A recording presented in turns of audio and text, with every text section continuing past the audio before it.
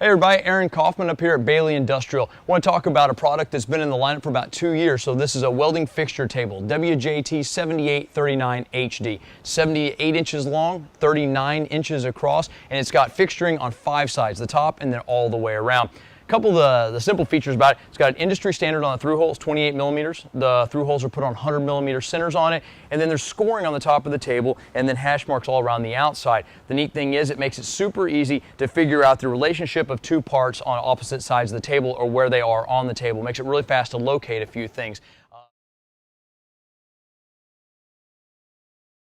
So a couple things I want to talk about was the accessory pack, which is basically all these adjustable fixtures so that you can manipulate the tubes any way you need to, flat, square, round. You've got a lot of options. Basically, it's how creative you can get. So this accessory kit, though, basically we're looking at here, and what's on the table here is a WJT-7839-HD. Cool thing is, my initials, so it's pretty easy to remember. And that's what you see here. Obviously, this is expandable. You can buy as many as you want. And then also, you can make some things that work on this at home. So this is completely adaptable.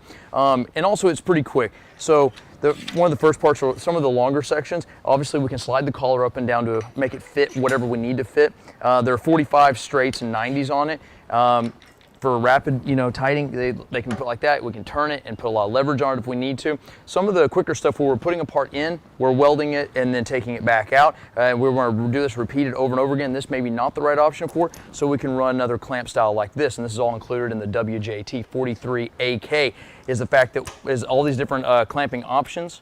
The next thing is that it's not just limited to this, but vertical clamping as well. So if we have a part in here, then we need some repeatability. Obviously, we'll bring up another part as a backstop on it, and then we can clamp the part like that.